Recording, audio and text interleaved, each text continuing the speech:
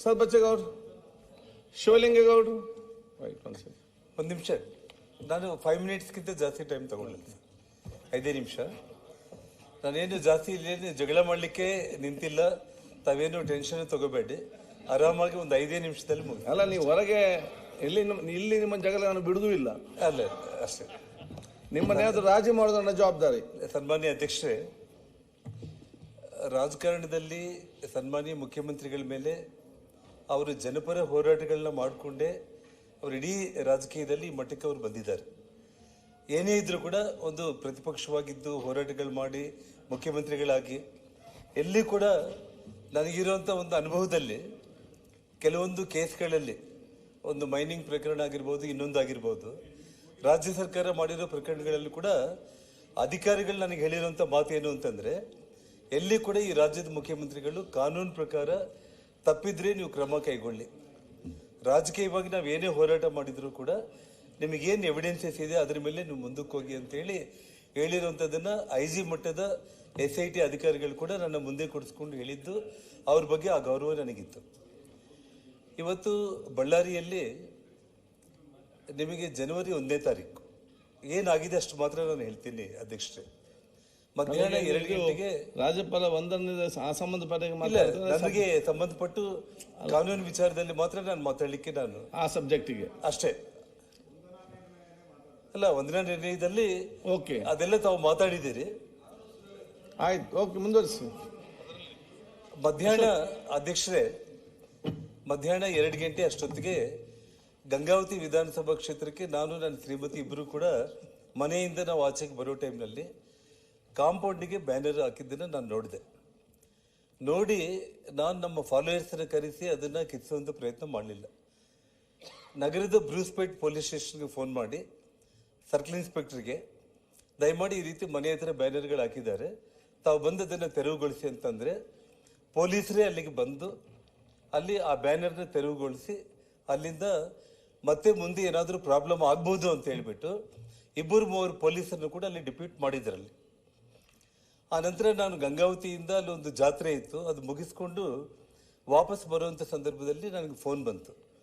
ಮನೆ ಮುಂದೆ ಒಂದು 40-50 ಮಂದಿ ಬಂದು ಚೇರ್ಸ್ ಹಾಕ್ಕೊಂಡು ಅಲ್ಲೇ ಕೂತ್ಕೊಂಡ್ಬಿಟ್ಟು, ಪ್ರೈವೇಟ್ ಗನ್ಮೆನ್ಗಳು ಒಂದು 4-5 ಮಂದಿ ಕೂತ್ಕೊಂಡ್ಬಿಟ್ಟು MLA ಫಾಲೋವರ್ಸು ಬ್ಯಾನರ್ಗಳನ್ನ ಮತ್ತೆ ಹಾಕಿಸ್ತಾ ಇದ್ದಾರೆ ಅಲ್ಲಿ ಅಂತೇಳಿ ಫೋನ್ ಬಂತು ಅಧ್ಯಕ್ಷರೇ. ಆ ಸಮಯದಲ್ಲಿ ಮತ್ತೆ ನಾನು ಬ್ರೂಸ್ಪೇಟ್ ಪೊಲೀಸ್ ಸ್ಟೇಷನ್ಗೆ ನಾನು ಮತ್ತೆ ಫೋನ್ ಮಾಡಿದೆ. ನೀವು ಮಧ್ಯಾಹ್ನ ತೆರವುಗೊಳಿಸಿದ್ದೀರಿ, ಮತ್ತೆ ಬಂದು ಒಂದು 40-50 ಮಂದಿ ಗುಂಪು ಬಂದು ಮನೆ ಮುಂದೆನೇ ಚೇರ್ಸ್ ಹಾಕೊಂಡು ಕೂತ್ಕೊಂಡು ಅಲ್ಲಿ ಬ್ಯಾನರ್ಸ್ ಹಾಕ್ತಾ ಇದ್ದಾರೆ, ಸ್ವಲ್ಪ ಕ್ರಮ ಕೈಗೊಳ್ಳಿ ಅಂತೇಳಿ ನಾನು ಮತ್ತೆ ಪೊಲೀಸರಿಗೆ ಫೋನ್ ಮಾಡಿದೆ. ಯಾಕೆಂದರೆ ಮೊಬೈಲು, ಫೋನು, ರೆಕಾರ್ಡು, ಪೊಲೀಸರಿಗೆ ನಾನು ಫೋನ್ ಮಾಡಿದ್ದು ಎಲ್ಲವೂ ಕೂಡ ರೆಕಾರ್ಡ್ ಇರುತ್ತೆ, ಅದ್ರ ಬಗ್ಗೆ ಏನು ಸಂಶಯ ಇಲ್ಲ. ಪೊಲೀಸರು ಭಾಳ ಈಸಿಯಾಗಿ ತಗೊಂಡ್ರು. ಮೋಸ್ಟ್ಲಿ ಅವ್ರೇಂದ್ರೆ ಒಂದು 40-50 ಮಂದಿ ಇದ್ದಾರೆ, ಹೋಗಿ ನಾವು ಬ್ಯಾನರ್ಸ್ನ ತೆಗಿಸಿ ಅಲ್ಲಿರೋರನ್ನ ಮತ್ತೆ ವಾಪಸ್ ಕಳಿಸ್ಬೋದು ಅಂತೇಳಿ ಅಂದ್ಕೊಂಡಿದ್ದಾರೆ. ಅಲ್ಲಿ ಸ್ವಲ್ಪ ಇಂಟೆಲಿಜೆನ್ಸ್ ಫೇಲ್ಯೂರು ಆಗಿರಬೇಕು. ಪೊಲೀಸರು ಈ ಮಟ್ಟಕ್ಕೆ ಅವರು ಏನು ಬಂದಿದ್ದಾರೋ ಪ್ರೀ ಪ್ಲ್ಯಾನ್ಡ್ ಆಗಿ ಮಧ್ಯಾಹ್ನ 2 ಗಂಟೆಗೆ ಬ್ಯಾನರ್ ತೆಗೆದಿದ್ದ ಕಾರಣ ಸಾಯಂಕಾಲ 6 ಗಂಟೆಗೆ ಮತ್ತೆ ಅವ್ರ ಮನೆಗೆ ಹೋಗಿ ಬ್ಯಾನರ್ಸ್ ಹಾಕೊಂಡು ಅವ್ರು ಮತ್ತೆ ಏನಾದರೂ ವಿರೋಧ ಮಾಡಿದರೆ ಅವ್ರನ್ನ ಹೇಗಾದರೂ ಮಾಡಿ ಅಟ್ಯಾಕ್ ಮಾಡಬೇಕು ಅನ್ನೋವಂಥ ಲೆಕ್ಕದಲ್ಲಿ ನಮ್ಮ ಮನೆ ಎದುರುಗಡೆ 2 ಹೊಸ ಬಿಲ್ಡಿಂಗ್ಗಳು ಕನ್ಸ್ಟ್ರಕ್ಷನ್ ಆಗ್ತಾ ಇದೆ. ಅದ್ರ ಮೇಲೆ ಸುಮಾರು ಕಲ್ಲುಗಳನ್ನ ಎಲ್ಲದನ್ನ ಪ್ರೀ ಪ್ಲ್ಯಾನ್ಡ್ ಆಗಿ ಎಲ್ಲ ಮಾಡ್ಕೊಂಡಿದ್ರು, ನಮ್ಗೆ ಗೊತ್ತಾಗ್ಲಿಲ್ಲ ಅದು. ಆ ಫೋನ್ ಬಂದ ತಕ್ಷಣ ನಾನು ಪೊಲೀಸರಿಗೂ ಫೋನ್ ಮಾಡಿದೆ, ತಕ್ಷಣ ಶ್ರೀರಾಮುಲು ಅವ್ರಿಗೂ ನಾನು ಫೋನ್ ಮಾಡಿದೆ. ಶ್ರೀರಾಮುಲು ಮನೆ ಮುಂದೆ ಬಂದೆಲ್ಲ ಕುಂತಿದ್ದಾರೆ, ಮನೆಯಲ್ಲಿ ನಾನು ವೈಫ್ ಕೂಡ ಯಾರೂ ಇಲ್ಲ, ಮನೆಯಲ್ಲಿ ಮಗ ಒಬ್ಬನೇ ಇದ್ದಾನೆ, ದಯಮಾಡಿ ನೀನು ಸ್ವಲ್ಪ ಅಲ್ಲಿಗೆ ಹೋಗ್ಬಿಟ್ಟು ಏನಾಗ್ತಾ ಇದೆ ನೋಡು, ಪೊಲೀಸರು ಕೂಡ ನಾನು ಹೇಳಿದ್ದೀನಿ ಅಂತ ನಾನು ಹೇಳಿದೆ. ಅಲ್ಲಿಗೆ ಅಷ್ಟೊತ್ತಿಗೆ ಶ್ರೀರಾಮುಲು ಕೂಡ ಜನರಲ್ ಆಗಿ ಯಾವಾಗ ಅವ್ರ ಗುಂಪು ಬಂದಿದ್ರು, ಸಹಜವಾಗಿ ಶ್ರೀರಾಮುಲು ಅವ್ರ ಜೊತೆಯಲ್ಲೂ ಕೂಡ ಒಂದು 50-100 ಮಂದಿ ಅಲ್ಲಿಗೆ ಬಂದರು. ಬಂದು ಶ್ರೀರಾಮುಲು ಅವ್ರ ಹತ್ರ ಮಾತಾಡುವಂಥ ಸಂದರ್ಭದಲ್ಲಿ ಸಿಕ್ಕಾಪಟ್ಟೆ ಕುಡಿದಿದ್ರು.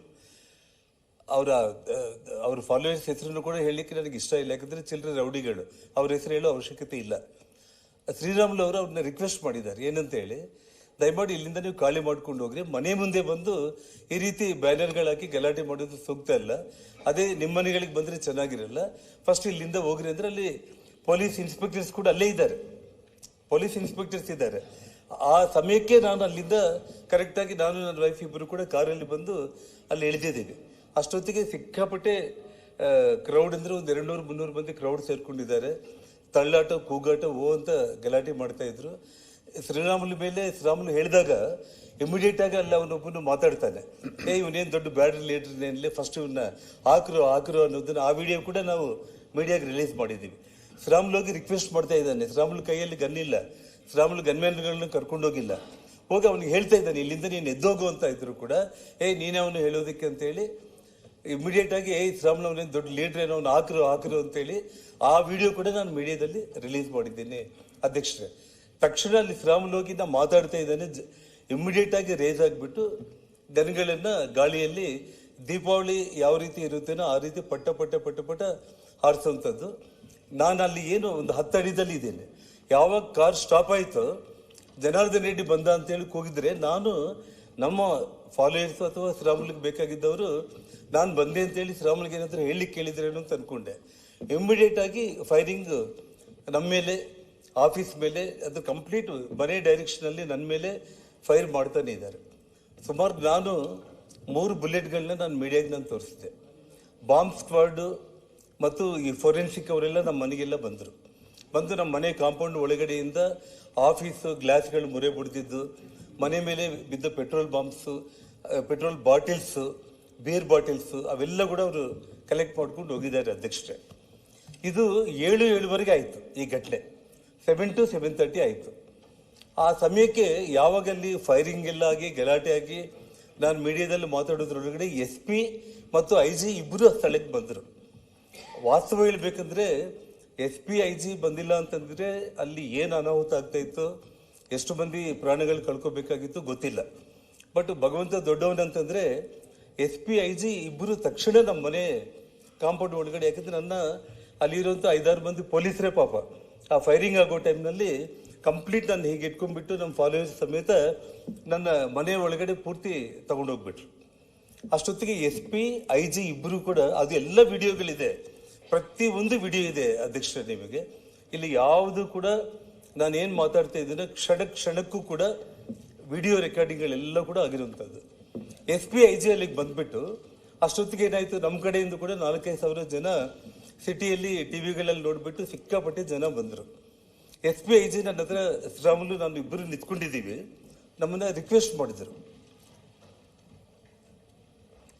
ಅವರೆಲ್ಲ ಬಂದು ಕುಡ್ದೇನೋ ಫೈರಿಂಗ್ ಆಗಿದೆ, ಏನಾಗಿದೆ, ದಯಮಾಡಿ ನೀವೇನು ಶಾಂತಿ ಭಂಗ ಮಾಡ್ಕೊಳ್ಳೋದು ಬೇಡ, ನಿಮಗೇನು ದೇವ್ರ ದಯದಿಂದ ಏನೂ ಆಗಲಿಲ್ಲ ರೆಡ್ಡಿ ಅವರೇ, ನೀವು ಮನೆಯಲ್ಲಿ ಎತ್ಕೊಂಡ್ಬಿಟ್ಟು ದಯಮಾಡಿ ನಾವೇನಿದೆ ನಾವು ಪೊಲೀಸರು ನೋಡ್ಕೊತೀವಿ ಅಂತೇಳಿ IG SP ಇಬ್ಬರು ಹೇಳ್ತಾ ಇದ್ದಾರೆ. ಇಲ್ಲಿ ಅನ್ಯಾಯ ಆಗಿದ್ದೇನು ಅಂತಂದರೆ ಅಧ್ಯಕ್ಷರೇ, ಅಂದರೆ ಮುಖ್ಯಮಂತ್ರಿಗಳಿಗೆ ಅವರು ಬ್ಯುಸಿ ಇರ್ತಾರೆ, ರಿಪೋರ್ಟ್ಸ್ ಏನು ಬಂದಿರುತ್ತೋ ಗೊತ್ತಿಲ್ಲ, ಅದೇನೋ SP ಅವರು ಸ್ವಲ್ಪ ಬೈತಾ, ಅದೇನೇ ಇರಲಿ, ಬಟ್ ಇಬ್ಬರು ಅಧಿಕಾರಿಗಳು ಬಂದಿದ್ರು. ಅವ್ರು ಬಂದಿದ್ದಕ್ಕೆ ಅಲ್ಲಿ ಒಂದಿಷ್ಟು ಸೇಫ್ಟಿ ಆಗಿ ಅಲ್ಲಿ ಏನಾಯ್ತು ಅಂದರೆ SP ಸಸ್ಪೆಂಡ್ ಮಾಡಿಬಿಟ್ಟು ಟ್ರಾನ್ಸ್ಫರ್ ಮಾಡಿದರು, IG ಟ್ರಾನ್ಸ್ಫರ್ ಮಾಡಿದರು. ಆದರೆ ಅಧ್ಯಕ್ಷರೇ, MLA SP ಸರ್ಕಲ್ ಅಂತ ಅಲ್ಲಿ ಬರುತ್ತೆ. ಅಂದರೆ ಹಿಂದೆ ಅದನ್ನು ವಾಲ್ಮೀಕಿ ವೃತ್ತ ಅಂತ 25 ವರ್ಷಗಳ ಹಿಂದೆ ನಾವು ಮಾಡಿರೋವಂಥದ್ದು. ಅಲ್ಲಿಂದ ಇವಾಗ ನಮ್ಮ ಪ್ರತಿಪಕ್ಷ ನಾಯಕರು ಹೇಳಿದಾಗೆ ನಮ್ಮ ಮನೆಗೆ 1 ಕಿಲೋಮೀಟರ್ ಆಗುತ್ತೆ. MLA ಅಲ್ಲಿಗೆ ಬಂದಿದ್ದಾನೆ. ಒಬ್ಬ DSP, ಒಬ್ಬ ASP ಆಗಿರ್ಬೋದು, ಯಾರೇ ಆದರೂ ಕೂಡ MLA ಅಲ್ಲಿಂದ ತಕ್ಷಣ ನೀನು ಮನೆಗೆ ಹೋಗು, ಅಲ್ಲಿ SP IG ಜನಾರ್ದನ್ ರೆಡ್ಡಿ ಮನೆ ಹತ್ರ ಇದ್ದಾರೆ. ಜನ ಎಲ್ಲ ಕೂಡ ಕಂಪ್ಲೀಟ್ ಫೈರಿಂಗ್ 7:15 7:30 ನಡುವೆ ಫೈರಿಂಗ್ ಮುಗಿದೋಗಿದೆ. ನೀನು ಮತ್ತೆ ಅನಾವಶ್ಯಕವಾಗಿ ಅವ್ರ ಮನೆ ಹತ್ರ ಹೋಗಿ ಜಗಳ ಇನ್ನೂ ಸೀರಿಯಸ್ ಆಗುತ್ತೆ ಅಂತ ಹೇಳ್ಬಿಟ್ಟು MLA ಗಾಡಿಯಲ್ಲಿ ಹತ್ತಿಸ್ಕೊಂಡ್ಬಿಟ್ಟು ಹೋಗಿ ಅವನ ಮನೆಯಲ್ಲಿ ಬಿಟ್ಬಿಟ್ಟಿದ್ರೆ ಯಾವ ಅನಾಹುತ ಕೂಡ ಆಗ್ತಾ ಇದ್ದಿಲ್ಲ.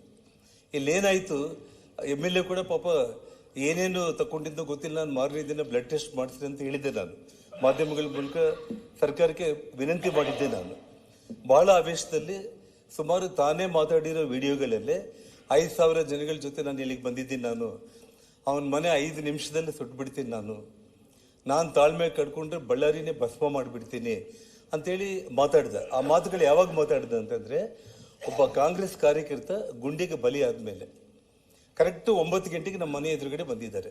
ಅದು ಎಲ್ಲ CC ಕ್ಯಾಮ್ರಾಗಳಲ್ಲಿ, ವಿಡಿಯೋಗಳಲ್ಲಿ ಎಲ್ಲ ರೆಕಾರ್ಡ್ ಆಗಿದೆ.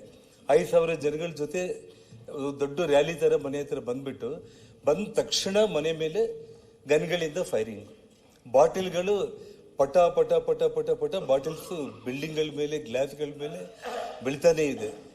ಪ್ರೈವೇಟ್ ಗನ್ಮೆನ್ಗಳು ಫೈರಿಂಗ್ಗಳು ಮಾಡ್ತಾ ಇದ್ದಾರೆ. ನೂರಾರು ವಿಡಿಯೋಗಳು ಅದೆಲ್ಲ ಇವತ್ತು ಮೀಡಿಯಾದಲ್ಲೆಲ್ಲ ಕೂಡ ಬಂದಿರೋವಂಥದ್ದು. ಆ ಸಮಯದಲ್ಲಿ ಏನಾಗಿದೆ ಅಂತಂದರೆ, ಒಬ್ಬ ಕಾಂಗ್ರೆಸ್ ಕಾರ್ಯಕರ್ತ ರಾಜಶೇಖರ್ ಅಂತ ಹೇಳ್ಬಿಟ್ಟು ಅವನು ಬಾಟ್ಲ್ ತಗೊಂಡು ನಮ್ಮ ಮನೆ ಮೇಲೆ ಹಾಕೋ ವಿಡಿಯೋಗಳು ರೆಕಾರ್ಡ್ ಆಗಿದೆ. ಆ ಹುಡುಗ ಪೊಲೀಸರು ಬಂದು ಲಾಠಿ ಚಾರ್ಜ್ ಮಾಡ್ತಾರೆ. ಆ ಲಾಠಿ ಚಾರ್ಜ್ ಮಾಡೋ ಸಮಯದಲ್ಲಿ ಅವನು ಆ ಲಾಠಿ ಏಟಿಗೆ ತಡ್ಕೊಳ್ಳಾರ್ದೇನೆ ಅವ್ನು ಹಿಂದೆ ತಿರುಗಿ ಹಿಂಗೆ ಓಡ್ತಾ ಇರ್ತಾನೆ. ಅವ್ನು ಕರೆಕ್ಟ್ ಬೆನ್ನ ಹಿಂದೆನೇ ಆ ಪ್ರೈವೇಟ್ ಗನ್ಮ್ಯಾನು, ಯಾಕೆಂದರೆ ಮಿಸ್ಫೈರ್ ಅನ್ನೋದು ಡಿಫ್ರೆಂಟ್. ಮಿಸ್ಫೈರ್ ಅನ್ನೋದಾಗಲಿ ಅಥವಾ ನನ್ನ ಪ್ರಾಣ ರಕ್ಷಣೆಗೆ ಯಾರಾದರೂ ನನ್ನ ಮೇಲೆ ಹೀಗೆ ಎದುರುಗಡೆ ಬಂದರೆ ನಾನು ಫೈರಿಂಗ್ ಮಾಡೋದು ಡಿಫ್ರೆಂಟ್. ಆದರೆ ಒಬ್ಬ 26 ವರ್ಷ ಯುವಕ ಅವನು ವಾಪಸ್ ಹಿಂಗೆ ಓಡೋಗ್ತಾ ಇದ್ದರೆ ಅವನ ಬೆನ್ನ ಹಿಂದೆನೇ ಪಾಯಿಂಟ್ ಬ್ಲ್ಯಾಂಕೆಲ್ಲ ಅವನು ಫೈರ್ ಮಾಡಿ ಅಲ್ಲೇ ಸ್ಪಾಟಲ್ಲೇ ಡೆತ್ ಆಗಿದ್ದಾನೆ. MLA ಅಲ್ಲೇ ನಿಂತಿದ್ದಾನೆ, ಪೊಲೀಸರು ಅಲ್ಲೇ ಇದ್ದಾರೆ, ಸಿಟಿ DSP ಅಲ್ಲೇ ಇದ್ದಾರೆ, ಸಿಟಿ ASP ಅಲ್ಲೇ ಇದ್ದಾರೆ, ಇನ್ಸ್ಪೆಕ್ಟರ್ಸ್ ಇದ್ದಾರೆ. ಎಲ್ಲರ ಸಮಕ್ಷಮದಲ್ಲಿ ನನ್ನ ಆಫೀಸ್ ಮುಂದೆನೇ 10 ಅಡಿ ದೂರದಲ್ಲೇ ಒಬ್ಬ ಕಾರ್ಯಕರ್ತ ಡೆತ್ ಆಗಿಬಿಟ್ಟ. ಡೆತ್ ಆದ ತಕ್ಷಣ ಮೀಡಿಯಾದವ್ರು ಕೇಳ್ತಾ ಇದ್ರು, ಅವರೇ ಸಾಯಿಸ್ಬಿಟ್ಟಿದ್ದಾರೆ, ಅವ್ರನ್ನ ಅರೆಸ್ಟ್ ಮಾಡೋವರೆಗೂ ನಾನು ಇಲ್ಲಿಂದ ಎದ್ದು ಹೋಗೋದೇ ಇಲ್ಲ, ನಾನು ಇಲ್ಲೇ ಕೊಡ್ತೀನಿ ಅಂತೇಳಿ ಸುಮಾರು ಸ್ಟ್ರೈಕ್ ಮಾಡಿ ಸಿಕ್ಕಾಪಟ್ಟಿ ಮೀಡಿಯಾದಲ್ಲಿ ಆ ಲ್ಯಾಂಗ್ವೇಜ್ ಏನೆಲ್ಲ ಮಾತಾಡಬೇಕು ಮಾತಾಡಿದ್ದಾನೆ. ಅದಾದಮೇಲೆ ಕೂಡ ಇಷ್ಟೆಲ್ಲ ಅನಾಹುತ ಆಗಲಿಕ್ಕೆ ಪೊಲೀಸ್ ವೈಫಲ್ಯ, ಇದರಲ್ಲಿ ಎರಡನೇ ಮಾತೇ ಇಲ್ಲ. ಯಾಕಂದರೆ ಈ ಹಿಂದೆ ಕೂಡ ನಾವು ಈ ರಾಜಕೀಯದಲ್ಲಿ ಹೋರಾಟ ಮಾಡೋ ಸಂದರ್ಭದಲ್ಲಿ ಒಬ್ಬ ಮಂತ್ರಿನೇ ಶರತ್ ಚಂದ್ರ ಅಂತ IPS ಅಧಿಕಾರಿಗಳು FIR ಮಾಡಿ ಎತ್ತಿ ವ್ಯಾನಲ್ಲಿ ಹಾಕ್ಕೊಂಡು ಮಂತ್ರಿನೇ ತಗೊಂಡೋಗ್ಬಿಟ್ಟು ಸ್ಟೇಷನಲ್ಲಿ ಕೊಡಿಸ್ಕೊಂಡಿದ್ದ ಘಟನೆಗಳು ಹಿಂದೆ ಆಗಿತ್ತು. ಇಲ್ಲಿ MLAನ ಆ ಸರ್ಕಿಲಲ್ಲೇ ತಗೊಂಡ್ಬಿಟ್ಟು ಅವ್ರ ಮನೆಗೆ ಹೋಗಿ ಬಿಟ್ಟು ನಮ್ಮನ್ನು ಮನೆ ಒಳಗಡೆ ಇಟ್ಟು ಆ ಜನಗಳನ್ನ ಡಿಸ್ಪರ್ಸ್ ಮಾಡಿದರೆ ಒಬ್ಬ ಅಮಾಯಕ ಸತ್ತೋಗ್ತಾ ಇದ್ದಿಲ್ಲ. ಅದು ಆ ಕಾಂಗ್ರೆಸ್ ಕಾರ್ಯಕರ್ತನೇ ಆಗಿದ್ದ ಕಾರಣ ಮಾರನೇ ದಿನಕ್ಕೆ ಓವರಾಲ್ ಆಗಿ ಇಶ್ಯೂ ಏನಾಯಿತು, ಜಿಲ್ಲಾ ಉಸ್ತುವಾರಿ ಮಂತ್ರಿಗಳು ಜಮೀರ್ ಅವರೇ ಹೇಳಿದರು, ಅವರ ಪ್ರೈವೇಟ್ ಗನ್ಮ್ಯಾನ್ಗಳಿಂದನೇ ಆ ಕಾರ್ಯಕರ್ತ ಡೆತ್ ಆದ ಅಂತ ಹೇಳ್ಬಿಟ್ಟು. DSP ಸುಮೋಟೋ ಕೇಸ್ ಅಂತ ಫೈಲ್ ಮಾಡ್ಕೊಂಡಿದ್ರು. 1000 ಮಂದಿ ಜನಗಳ ಜೊತೆ MLA ಜನಾರ್ದನ್ ರೆಡ್ಡಿ ಅವ್ರ ಮನೆ ಮೇಲೆ ದಾಳಿ ಮಾಡಿದ್ದಾರೆ ಅಂತೇಳಿ ಸುಮೋಟೋ ಕೇಸು ರಿಜಿಸ್ಟರ್ ಆಗಿದೆ. ನಾನು ಹೇಳ್ತಾ ಇರೋದೇನಂದರೆ, ಈ ವಿಷಯದಲ್ಲಿ DK ಶಿವಕುಮಾರ್ ಅವರು ಮುಖ್ಯಮಂತ್ರಿಗಳು ತುಂಬ ಗಂಭೀರವಾಗಿ ಇದನ್ನ ಟಿವಿಗಳೆಲ್ಲ ಬಂತು, ಅವ್ರನ್ನ ಬೈದಿದ್ದಾರೆ, ರೆಡ್ಡಿ ಅವ್ರ ಮನೆ ಹತ್ರ ಹೋಗಿ ಬ್ಯಾನರ್ ಕಟ್ಟೋ ಅವಶ್ಯಕತೆ ಏನಿತ್ತು ಅಂತೇಳಿ. ಅದೆಷ್ಟುವರೆಗೆ ಏನನ್ನೋದಕ್ಕಿಂತನೂ ಅವರು ಭಾಳ ಗಂಭೀರವಾಗಿ ಎಲ್ಲಿ ಕೂಡ ಏನು ಹೇಳಿಕೆಗಳು ಕೊಟ್ಟಿಲ್ಲ. ತಕ್ಷಣ SP ನ ಸಸ್ಪೆಂಡ್ ಮಾಡಿದ್ರು, ಟ್ರಾನ್ಸ್ಫರ್ ಮಾಡಿದ್ರು, IG ನ ಮಾಡಿದ್ರು, ಆ್ಯಕ್ಷನ್ ತಗೊಳ್ಳೋದು ಶುರು ಆಯಿತು. ಆದರೆ ಈ ರಾಜ್ಯದ ಉಪಮುಖ್ಯಮಂತ್ರಿ ಅಲ್ಲಿಗೆ ಬಂದ್ಬಿಟ್ಟು, ಬಳ್ಳಾರಿಗೆ ಬಂದ್ಬಿಟ್ಟು ಅವ್ರ ಬಾಯಿಗೆ ಬಂದಂಗೆ ವಿ ಸ್ಟ್ಯಾಂಡ್ ವಿತ್ ಅವ್ರ MLA, ಓಕೆ ನಿಮ್ಮ ಪಕ್ಷದ MLA ನೀವು ನಿಂತ್ಕೋಬೇಕು. ಯಾವುದಕ್ಕೆ ನಿಂತ್ಕೋಬೇಕು? ಎಂಥ ಘಟನೆಗಳಿಗೆ ನೀವು ನಿಂತ್ಕೋಬೇಕು? ಇವತ್ತು ನಾವು ಬಳ್ಳಾರಿಯಲ್ಲಿ 30 ವರ್ಷ ನಾನು ರಾಜಕೀಯ ಮಾಡಿದ್ದೇನೆ. ಎಂಥವ್ರ ವಿರುದ್ಧ ನಾವು ಹೋರಾಟ ಮಾಡಿದ್ದೀವಿ. ಯಾವತ್ತೂ ಕೂಡ ಪೊಲಿಟಿಕಲ್ ಫೈಟಿಂಗ್ಸನ್ನು ರ್ಯಾಲಿಗಳ ಮೂಲಕ, ಸ್ಟ್ರೈಕ್ಗಳ ಮೂಲಕ ಮಾಡ್ಕೊಂಡಿದ್ದೆ ವಿನಃ ಒಬ್ಬರ ಮನೆಗೆ ಇನ್ನೊಬ್ಬರು ಹೋಗಿ ದಾಳಿ ಮಾಡಿದ ಘಟನೆಗಳು ಬಳ್ಳಾರಿ ಇತಿಹಾಸದಲ್ಲಿ ಕೂಡ ಯಾವತ್ತೂ ಕೂಡ ಹಿಸ್ಟ್ರಿನಲ್ಲಿ ನಡೆದಿಲ್ಲ. ಇವತ್ತು ಒಬ್ಬ ಉಪಮುಖ್ಯಮಂತ್ರಿ ಬಂದ್ಬಿಟ್ಟು we stand with our MLA ಅಂತಂದ್ರು, ಓಕೆ ಅದಕ್ಕೂ ನಾವೇನು ಯೋಚನೆ ಮಾಡಿ. ಸಭಾಧ್ಯಕ್ಷರೇ, ಆಮೇಲೆ 2 ನಿಮಿಷ ನಾವು ಮಾತಾಡ್ಬೇಕು. ರಂಗನಾಥ್ ಅವ್ರೆ, ನಾನು ಮಾತಾಡಿದ ಮೇಲೆ ನೀವು 1 ಅವರ್ ಮಾತಾಡಿ. ಅಲ್ಲ 1 ಅವರ್ ನೀವು 1 ಅವರ್ ಮಾತಾಡಿ. ಅಲ್ಲಲ್ಲ ನೀವು 1 ಅವರ್ ಮಾತಾಡಿ. ರಂಗನಾಥ್ ಇನ್ವೆಸ್ಟಿಗೇಟ್ ಮಾಡ್ಲಿ ಅಂತಾನೆ ಹೇಳಿದ್ದಾರೆ ಅಲ್ಲಿ ಹೋಗಿ. ನಾನು ಹೇಳೋದನ್ನ ಪೂರ್ತಿ ಕೇಳಿ ರಂಗನಾಥ್. ಅವ್ರ ಮೇಲೆ ಅಲ್ಲ ಎಲ್ಲ ವಿಡಿಯೋಗಳಿದೆ. ಅಲ್ಲ ಮೀಡಿಯಾ ಮುಂದೆನೆ ಮಾತಾಡಿದ್ದಾರೆ. ದಯಮಾಡಿ ನೋಡಿ, ನಾನು ನಿಧಾನವಾಗಿ ಎಲ್ಲ ವಿಷಯಗಳನ್ನ ಹೇಳ್ತಾ ಇದ್ದೀನಿ. ನಾನೇನಾದ್ರೂ ತಪ್ಪು ಮಾತಾಡಿದ್ರೆ ದಯಮಾಡಿ ಎಲ್ಲ ಎವಿಡೆಂಟ್, ಪ್ರತಿಯೊಂದು ರೆಕಾರ್ಡೆಡ್, ಪ್ರತಿಯೊಂದು ವಿಡಿಯೋಗಳಿದೆ. ಈ ರಾಜ್ಯದ ಒಬ್ಬ ಉಪಮುಖ್ಯಮಂತ್ರಿ ಸಂವಿಧಾನದ ಬಗ್ಗೆ ನೀವು ಮಾತಾಡುವಂತ ಒಬ್ಬ ವ್ಯಕ್ತಿ ಅಲ್ಲಿ ಬಂದು ನೀನೇನ್ ಮಾತಾಡ್ತಾ ಇದೀಯ? ನಾನು ರಾಜ್ಯದ ಮುಖ್ಯಮಂತ್ರಿಗಳಿಗೆ ಆ ಗಲಾಟೆ ಆದ ತಕ್ಷಣ, ಮುಖ್ಯಮಂತ್ರಿಗಳೇ 1 ಅವರಲ್ಲೇ ನಾನು ನಿಮಗೊಂದು ಲೆಟರ್ ಬರೆದೆ, ಕೇಂದ್ರ ಗೃಹ ಮಂತ್ರಿಗಳಿಗೂ ಲೆಟರ್ ಬರೆದೆ, ಗವರ್ನರ್ಗೂ ಲೆಟರ್ ಬರೆದೆ, ಸೆಕ್ಯೂರಿಟಿ ಪ್ರೊವೈಡ್ ಮಾಡಿ, ಇನ್ನ ಹೆಚ್ಚಿನ ಸೆಕ್ಯೂರಿಟಿ ಅಂತ ಹೇಳಿ. ನಾನೇನು ಮಾಡಿಲ್ಲ. ಮಾಧ್ಯಮದವರು ರಾಜ್ಯದ ಮುಖ್ಯಮಂತ್ರಿಗಳನ್ನ ಸೆಕ್ಯೂರಿಟಿ ಕೇಳಿದ್ದಾರೆ. ಇದಕ್ಕೆ ನೀವೇನು ಹೇಳ್ತೀರಿ ಅಂದ್ರೆ, ಹೋಗಿ ಇರಾನ್ನಿಂದ ತರಿಸ್ಕೊ ಅಂತ ಹೇಳ್ರಿ, ಅಮೆರಿಕದಿಂದ ತರಿಸ್ಕೊ ಅಂತ ಹೇಳ್ರಿ, ಇಲ್ಲ 100 ಮಂದಿ ಭಾರತೀಯ ಜನತಾ ಪಕ್ಷದ ಕಾರ್ಯಕರ್ತರ ಮಡ್ಕೋ ಅಂತ ಹೇಳ್ರಿ ಅಂತೇಳಿ ಅವ್ರು ಮಾತಾಡ್ತಾ ಇರಂತಂದ್ರೆ, ಈ ರಾಜ್ಯದ ಉಪಮುಖ್ಯಮಂತ್ರಿಗಳಾಗಿ ನಿಮ್ಮ ಆ ಹುದ್ದೆಗೆ ನೀವು ಯಾವುದೇ ಕಾರಣಕ್ಕೂ ಕೂಡ ಗೌರವನೂ ನೀವು ಕೊಟ್ಟಿಲ್ಲ, ಆ ಹುದ್ದೆಯಲ್ಲಿ ಕುತ್ಕೊಳ್ಳೋದಕ್ಕೆ ನೀವು ಯೋಗ್ಯರೋ ಅಲ್ಲೋ ಅನ್ನೋದನ್ನ ನಿಮ್ಮ ಪಕ್ಷ ತೀರ್ಮಾನ ಮಾಡಲಿ, ಅದು ನಮ್ಗೆ ಸಂಬಂಧ ಇಲ್ಲ. ಆದ್ರೆ ಇಡೀ ರಾಜ್ಯದ ಜನರು ಅದನ್ನ ನೋಡಿದ್ದಾರೆ. ಅಧ್ಯಕ್ಷರೇ, ಇದನ್ನ ಮುಂದೆ ಬರೆದು ಇದು ಬೆಂಗಳೂರಲ್ಲಿ ಮಾತಾಡಿದ್ರು. ನೆಕ್ಸ್ಟ್ ಡೇ ಬಳ್ಳಾರಿಗೆ ಬಂದು ಆ ಕಾರ್ಯಕರ್ತರ ಮನೆಗೆ ಹೋದ್ರು, 25 ಲಕ್ಷ ಕ್ಯಾಶ್ ಕೊಟ್ಟರು ಅವರಿಗೆ, ಸಂತೋಷ. ಅಲ್ಲಿಂದ ಬಂದು ಇಮಿಡಿಯೇಟ್ ಆಗಿ ಒಂದು ಪ್ರೆಸ್ ಕಾನ್ಫರೆನ್ಸ್ ಮಾಡಿದ್ರು. ಆ ಪ್ರೆಸ್ ಕಾನ್ಫರೆನ್ಸ್ ಅಲ್ಲಿ ಏನ್ರಿ, ಜನಾರ್ದನ್ ರೆಡ್ಡಿ ಅವರಿಗೆ ಗುಂಡು ಇಲ್ಲಿ ಬಿದ್ದಿದ್ದೇನಾ, ಇಲ್ಲೇನು ಹೊಟ್ಟೆ ಒಳಗಡೆ ಹೋಗಿದ್ದೇನಾ ಅಂತಂದ್ರು.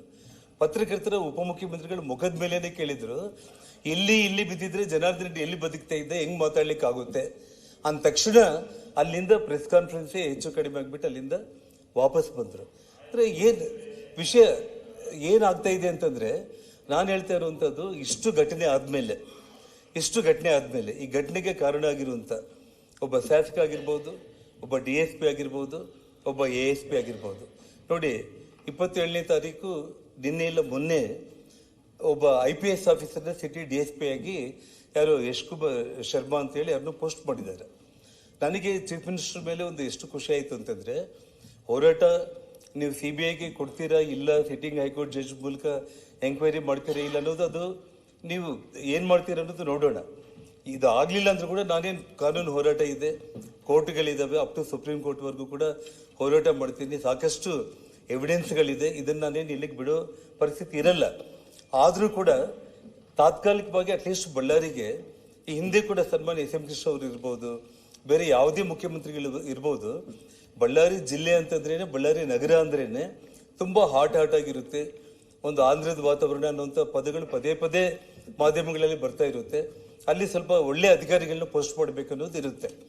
ನಾನು ಮುಖ್ಯಮಂತ್ರಿಗಳು ಒಬ್ಬ ಸಿಟಿ DSPನ ಒಬ್ಬ IPS ಅಧಿಕಾರಿನೇ ಅವರು ಪೋಸ್ಟ್ ಮಾಡಿದ್ರು, ಇನ್ನೇನು ಸಿಟಿಯಲ್ಲಿ ಎಲ್ಲ ಕಂಟ್ರೋಲ್ ಆಗ್ಬಿಡುತ್ತೆ. ಒಬ್ಬ ASP ಪೋಸ್ಟ್ ಇದೆ, ಒಬ್ಬ ASP ಪೋಸ್ಟ್ ಅಲ್ಲಿ ಒಂದು IPS ಹಾಕ್ಲಿ, SP ಬಂದಿದ್ದಾರೆ, ಸಿಟಿ DSPನೂ ಕೂಡ ಆಗ್ಬಿಟ್ರೆ ಇಡೀ ಸಿಟಿ ಇವತ್ತು ಏನಾಗ್ತಾ ಇದೆ, ಇಡೀ ರಾಜ್ಯದಲ್ಲಿ ನಡೀತಾ ಇರುವಂತದ್ದು. ಇವತ್ತು ಬಳ್ಳಾರಿಯಲ್ಲಿ ಏನೆಲ್ಲ ಪ್ರತಿ ವಾರ್ಡ್ಗಳಲ್ಲಿ ಕೂಡ ಯಂಗ್ಸ್ಟರ್ಸ್ ಎಲ್ಲರೂ ಕೂಡ ಗ್ಯಾಂಗ್ಸ್ಟರ್ಸ್ ಆಗ್ಬಿಟ್ಟಿದ್ದಾರೆ.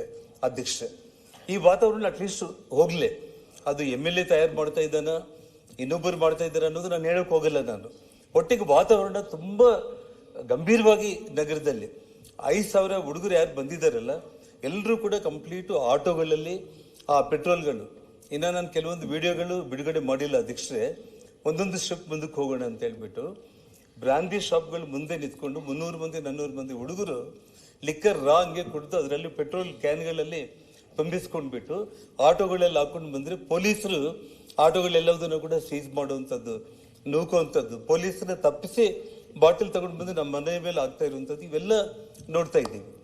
ನಾನೇನಂತಂದ್ರೆ, ಇಲ್ಲಿ ಇದಕ್ಕೆಲ್ಲದಕ್ಕೂ ಕಾರಣ ಇಲ್ಲೀಗಲ್ ಆಗಿ ಈಜಿ ಮನಿ ಏನು ಅರ್ನ್ ಮಾಡ್ತಾ ಇದ್ದಾರೆ, ಗಾಂಜಾಗಳು, ಡ್ರಗ್ಸ್, ಮಟ್ಕ, ಕ್ಲಬ್ಗಳು, ಈ ಮೂಲಕ ಏನು ಅವ್ರಿಗೆ ಹಣ ಸಿಗ್ತಾ ಇದೆ. ಆ ಕಾರಣಕ್ಕೆ ಅದು ಮುಂದೆ ಬರೀಬೇಕು ಅಂತಂದ್ರೆ ಜನಾರ್ದನ್ ರೆಡ್ಡಿ ಅವ್ರ ಕುಟುಂಬನ ಇಲ್ಲಿ ನಾವು ಅಂತ್ಯ ಮಾಡಬೇಕು ಅನ್ನೋಂಥ ಒಂದು ಕಾರಣ ಇಲ್ಲಿ ಎದ್ದು ಕಾಣಿರುವಂಥ ಒಂದು ವಿಷಯ. ದಯಮಾಡಿ ಮುಖ್ಯಮಂತ್ರಿಗಳನ್ನ ನಿಮ್ಮ ಕೈ ಜೋಡಿಸಿ ನಮಸ್ಕಾರ ಮಾಡಿ ನಾನು ಕೇಳ್ಕೊಳ್ತಾ ಇದ್ದೀನಿ. ರಾಜಕೀಯವಾಗಿ ನಾನೇನು ಮಾಡಿದ್ದೀನಿ, ನೀವು ನಮ್ಮ ಮೇಲೆ ಏನು ಹೋರಾಟ ಮಾಡಿದ್ದೀರಿ, ಅದ್ರ ಬಗ್ಗೆ ನನಗೇನು ನೋವಿಲ್ಲ. ಇದು ಹಣೆ ಬರಹ. ನಾವು ಜೈಲಿಗೆ ಹೋಗ್ಬೇಕಾಗಿತ್ತು, ಗಣಿ ಇನ್ನೊಂದು ನೀವು, ಇದೆಲ್ಲ ಕೂಡ ನಮ್ಮ ಪ್ರಾಪ್ತ ಏನಿರುತ್ತೆ ಅದಾಗುತ್ತೆ. ಆದರೆ ನಾನು ನಿಮ್ಮಲ್ಲಿ ರಿಕ್ವೆಸ್ಟ್ ಮಾಡ್ತಾ ಇರುವಂಥದ್ದು, ನಿಜವಾಗ್ಲೂ ಕೂಡ ಈ ರಾಜ್ಯದ ಉಪಮುಖ್ಯಮಂತ್ರಿಯಾಗಿ ಅವ್ರು ಏನು ನಡ್ಕೊಂಡಿದ್ದಾರೆ, ಅವರ ಮುಖ್ಯಮಂತ್ರಿ ಸ್ಥಾನಕ್ಕೆ ಹೋಗೋದಕ್ಕೆ ಆ ಭಗವಂತ ಅವಕಾಶ ಮಾಡಿ ಕೊಡಬಾರ್ದು ಅನ್ನೋದು ಒಂದು. ನೀವು ದಯಮಾಡಿ ಈ ರಾಜ್ಯದ ಮುಖ್ಯಮಂತ್ರಿಗಳಾಗಿ ಇನ್ನ 2.5 ವರ್ಷ ಇರಬೇಕು, ಕಾನೂನನ್ನ ಕಾಪಾಡಿ, ವಿಶೇಷವಾಗಿ ಬಳ್ಳಾರಿಯಲ್ಲಿ ಈ ಕ್ರಿಮಿನಲ್ ಆಕ್ಟಿವಿಟೀಸ್ ಏನು ನಡೀತಾ ಇದೆ ಇದೆಲ್ಲದಕ್ಕೂ ಕಡಿವಾಣ ಹಾಕೋದಕ್ಕೆ ಒಳ್ಳೆ ಅಧಿಕಾರಿಗಳನ್ನ ತಾವು ನೇಮಕ ಮಾಡಿ ಆರಾಮಾಗಿ ಇಡೀ ಕರ್ನಾಟಕ ರಾಜ್ಯ ಇರುತ್ತೆ. ಇಲ್ಲ ಅಂತಂದ್ರೆ ಬಳ್ಳಾರಿಯಿಂದಾನೆ ಇನ್ನ ಮುಂದೆ ಏನೇನು ಘಟನೆಗಳಾಗುತ್ತೆ. ಯಾಕಂದ್ರೆ ಈ ಕ್ರಿಮಿನಲ್ ಐಡಿಯಾ ಇರುವಂತ ಒಬ್ಬ ನಾಯಕರುಗಳು ಯಾರೇ ಆಗಿದ್ರು, ರೆಡ್ಡಿ ಅವರೇ, ಅಧ್ಯಕ್ಷ ಕ್ಲೋಸ್ ಮಾಡ್ತಾ ಇದ್ದೀನಿ, ಯಾರೇ ಒಬ್ಬ ಶಾಸಕ ಆಗಿರ್ಬೋದು, ಯಾರೇ ಇರ್ಬೋದು, ಈ ತರದ್ದು ಒಂದು ಮೆಂಟಾಲಿಟಿ, ಈ ತರದ್ದು ಒಂದು ಆಕ್ಟಿವಿಟೀಸ್, ಒಂದು ಕ್ರಿಮಿನಲ್ಸ್ ನ ತಯಾರು ಮಾಡ್ಕೊಂಡ್ಬಿಟ್ಟು ಸಾವಿರಾರು ಮಂದಿನ ಹಾಕೊಂಡ್ಬಿಟ್ಟು ಯಾರ ಮನೆ ಮೇಲೆ ಆದ್ರೂ ಕೂಡ ನಾನು ಹೋಗಿ ದಾಳಿ ಮಾಡ್ಬೋದು ಅಂತಂದ್ರೆ ನಾನೇನು ಅಷ್ಟು ಸಣ್ಣವನ್ ನಾನೇನಲ್ಲ. ಇವತ್ತು ಬಳ್ಳಾರಿಯಲ್ಲಿ ಇವತ್ತು ನನಗೇನು ಲಕ್ಷಾಂತರ ಜನರಿದ್ದಾರೆ, ಒಂದು ಕಾಲದಲ್ಲಿ 10ರಲ್ಲಿ 9 ಸೀಟ್ ಗೆದ್ದಿರುವಂತವ್ರು ಇವತ್ತು 1 ಸೀಟ್ ಗೆದ್ದು 9 ಸೀಟ್ ಸೋತಿರ್ಬೋದು, ನಾಳೆ 10ಕ್ಕೆ 10 ಗೆಲ್ಬಹುದು. ರಾಜಕೀಯ ಇದು, ಅದೇನೇ ಬದಲಾವಣೆಗಳಾಗಿರ್ಬೋದು. ಅಧಿಕಾರ ಇರಲೇ ಬಿಡ್ಲೆ ಇವತ್ತು ಶಾಂತಿ ಅನ್ನೋದು ಬೇಕು. ಬಳ್ಳಾರಿ ನಗರ ದೊಡ್ಡ ಮಟ್ಟದಲ್ಲಿ ಅಭಿವೃದ್ಧಿ ಆಗಬೇಕು. ಬಳ್ಳಾರಿಯಿಂದ ಎಷ್ಟೋ ಕನಸುಗಳನ್ನ ಇಟ್ಕೊಂಡು, ನಾನಂತಲ್ಲ, ಅಲ್ಲಿ ಯಾರು ಇವಾಗ MLA ಆಗಿದ್ದಾನೆ ಅವ್ರಿಗಾದ್ರೂ ಕೂಡ ಒಂದು ಕನಸುಗಳನ್ನ ಇಟ್ಕೊಂಡು ಬಳ್ಳಾರಿನ ಯಾವ ಮಟ್ಟಕ್ಕೆ ಭಗವಂತ ಕೊಟ್ಟಿರೋ ಒಂದು ಬಂಗಾರದಂತ ಅವಕಾಶವನ್ನು ಉಪಯೋಗಿಸಿಕೊಂಡು ಅಭಿವೃದ್ಧಿ ಆಗ್ಬೇಕಾಗ್ಲಿ. ಕೊಲೆಗಳು, ಮನೆಗಳ ಮೇಲೆ ದಾಳಿ ಮಾಡುವಂಥದ್ದು, ಇವತ್ತು ಬಾಂಬ್ಗಳು, ಪ್ರೈವೇಟ್ ಗನ್ಗಳು, ಇವತ್ತು ನಾವು 20 ವರ್ಷದ ಹಿಂದೆ UP ಬಿಹಾರಲ್ಲಿ ಕೇಳ್ತಾ ಇದ್ದಿದ್ದು. ಆದ್ರೆ ಇವತ್ತು ನಮ್ಮ ರಾಜ್ಯದಲ್ಲಿ, ಅದು ನಮ್ಮ ಬಳ್ಳಾರಿಯಲ್ಲಿ ಇಂಥ ಒಂದು ವಿಷಯ ನಡೆದಿದೆ. ನಾನು ದಯಮಾಡಿ ರಾಜ್ಯದ ಮುಖ್ಯಮಂತ್ರಿಗಳಿಗೆ, ತಾವು ಈಗಾಗಲೇ ಮುಖ್ಯಮಂತ್ರಿಗಳಾಗಿದ್ದಾಗ 7 ಪ್ರಕರಣಗಳನ್ನ CBI ಕೊಟ್ಟಿದ್ದೀನಿ ಅಂತ ಹೇಳಿದ್ದೀರಿ. ತಮಗೆ ವಿಶ್ವಾಸ ಇದ್ರೆ, ತುಂಬಾ ಟ್ರಾನ್ಸ್ಪರೆಂಟ್ ಆಗಿ ಆಗ್ಬೇಕು ಅಂದ್ರೆ CBI ಕೊಡಿ. ಒಂದು ವೇಳೆ CBI ಕೊಡ್ಲಿಕ್ಕೆ ಆಗ್ಲಿಲ್ಲ ಅಂತಂದ್ರೂ ಕೂಡ, ಯಾಕಂದ್ರೆ ಅದು ಕೇಂದ್ರ ಸ್ವಾಮಿ ಸಂಸ್ಥೆ, ನಂಬಿಕೆ ಇಲ್ಲ ಅಂತಂದ್ರೆ ತಾವು ತಕ್ಷಣ ಒಂದು ಸಿಟ್ಟಿಂಗ್ ಹೈಕೋರ್ಟ್ ಜಡ್ಜ್ಗೆ ಇದನ್ನ ಎಂಕ್ವೈರಿಗೆ ತಾವೇನಾದ್ರೂ ಕೊಟ್ಟು ತುಂಬಾ ಪಾರದರ್ಶಕವಾಗಿ ನಾನು ಇದ್ದೇನೆ ಅಂತೇಳಿ ತಾವೇನಾದ್ರೂ ತೋರಿಸಿದ್ರೆ ನನಗೆ ನಿಜವಾಗ್ಲೂ ಕೂಡ, ನಾನು ಯಾವತ್ತಿಗೂ ಕೂಡ ಬಳ್ಳಾರಿ ಇಡೀ ಜಿಲ್ಲೆ ಜನರ ಪರವಾಗಿ ನಾನು ನಿಮಗೆ ಕೃತಜ್ಞತೆಗಳನ್ನ ಸಲ್ಲಿಸುವಂತ ಒಂದು ಸಮಯ ಖಂಡಿತವಾಗ್ಲೂ ಕೂಡ ಬರುತ್ತೆ. ನೋಡಿ, ಒಂದು ತಿಂಗಳಾದ್ರೂ ಕೂಡ ಕೇವಲ 3 ಗನ್ಮ್ಯಾನ್ಗಳನ್ನ ಬಂಧನ ಮಾಡಿಬಿಟ್ಟು ಅಲ್ಲಿಗೆ ಕೈ ತೊಳ್ಕೊಳ್ಳುವಂತ ಒಂದು ಸ್ಥಿತಿ ಬರಬಾರ್ದು. ಯಾಕಂದ್ರೆ ಇವತ್ತು ಪ್ರೈವೇಟ್ ಗನ್ಮ್ಯಾನ್ಗಳನ್ನ ಯಾರು ಇಟ್ಕೊಂಡಿದ್ದಾರೆ, ಅದ್ರ ಮಾಲೀಕರು ಯಾರು, ಅವ್ರನ್ನ ಇವತ್ತು ಅರೆಸ್ಟ್ ಮಾಡಬೇಕಾಗಿತ್ತು. ಇವತ್ತು ನಿಮ್ಮ ಪಕ್ಷವನ್ನ ಅಧಿಕಾರಕ್ಕೆ ತಗೊಂಡು ಬಂದಿರುವಂತ ಒಬ್ಬ ಕಾಂಗ್ರೆಸ್ ಕಾರ್ಯಕರ್ತನ ಕೊಲೆ ಆದ್ರೂ ಕೂಡ ಆ ಕೊಲೆಗೂ ಕೂಡ ನ್ಯಾಯ ಸಿಗದೇ ಇರುವಂತ ಒಂದು ಸ್ಥಿತಿ ನಿರ್ಮಾಣ ಮಾಡೋದು ಬೇಡ. ಮುಂದೆ ಬಳ್ಳಾರಿಯಲ್ಲಿ ಇಂಥ ಘಟನೆಗಳು ಆಗದೇ ಇರುವಂತ ರೀತಿಯಲ್ಲಿ ಇಮಿಡಿಯೇಟ್ ಕಾನೂನು ಕ್ರಮಗಳನ್ನ ತಾವೇನು ಕೈಗೊಳ್ಳೋದಕ್ಕೆ ಸಾಧ್ಯತೆ ಇದೆನೋ ದಯಮಾಡಿ ತಗೋಬೇಕು ಅಂತ ಹೇಳಿ ನಾನು ನಿಮ್ಮಲ್ಲಿ ಮನವಿ ಮಾಡ್ತಾ ಇದ್ದೇನೆ. ತಾವು ಕ್ರಮ ಕೈಗೊಂಡಿಲ್ಲ ಅಂದ್ರೆ ನನಗೆ ಕಾನೂನು ಹೋರಾಟ ಇದೆ. ಆದ್ರೆ ತಾವು ಈ ರಾಜ್ಯದ ಮುಖ್ಯಮಂತ್ರಿಯಾಗಿ ನಾನು ನಿಷ್ಪಕ್ಷಪಾತವಾಗಿ, ನೀವು ಎಲ್ಲ ಡಿಪಾರ್ಟ್ಮೆಂಟ್ ನ ಕರೆಸ್ಕೊಳ್ಳಿ ಮುಖ್ಯಮಂತ್ರಿಗಳೇ, ಎಲ್ಲ ಕೇಳಿ, ತಾವು ಪಾಯಿಂಟ್ ಟು ಪಾಯಿಂಟ್ ನೋಡಿ, ನಿಮ್ಮ ಮನಸ್ಸಾಕ್ಷಿಗೆ ಯಾರು ತಪ್ಪು ಮಾಡಿದ್ದಾರೆ ಅಂತಂದ್ರೆ ಅವ್ರನ್ನ ಕ್ರಮ ನಾನು ಕೈಗೊಳ್ಳಲೇಬೇಕು ಅನ್ನೋಂಥ ಒಂದು ಯೋಚನೆ ತಾವು ಮಾಡಿದ್ರೆ ಅಷ್ಟೇ ಸಾಕು.